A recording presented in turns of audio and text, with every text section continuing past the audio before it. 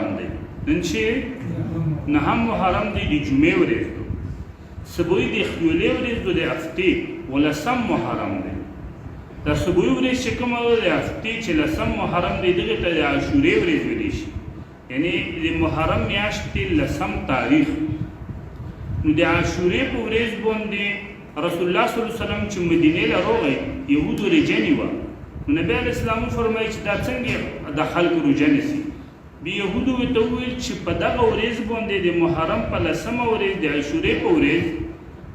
موسی علیه السلام چې مونږ پیغمبر دی و هغه قوم بني اسرائیل علی فرعون نه بچ کړ په سمندر یې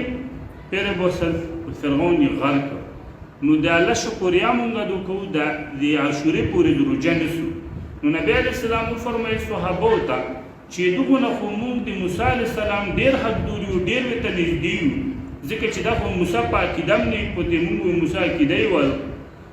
نو مونږ ډېر حقدار یو چې مونږ هم دا شکر یاد وکړو د موسی نجات او بني اسرائیلو نجات مونږ هم روژه نیسو نو بیا نبی علیه السلام روژه نیوه د عاشورې محرم په لسم تاریخ و چې کله رمضان روژې نه وې فرض دا روژه فرض وه بیا چې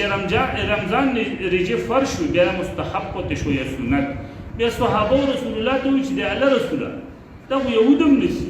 مونږ خو یهودو سره یو شونډېولی راغی په عبادت کې مشابهت هم راغی نو نبی علیه السلام ورته وفرمایي چې که روان کله زه ژوندی وم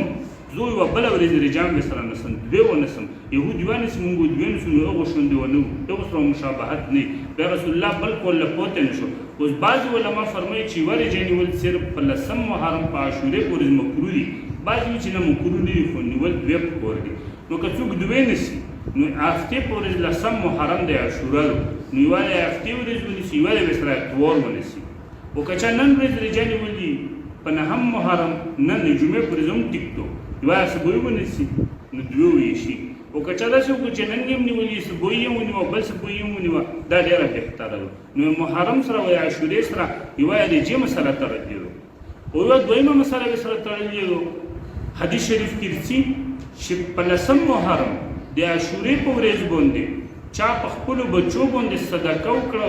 او فراخي یې پرې وکړه خروب شی نه یې ډېر راوړل ویله نو ټول کول و د خرچه یې کور فراخه وي کمی و انشاءالله پکې نه ځي صحابه وي چې په دا باندې مونږ تجربې کړي دي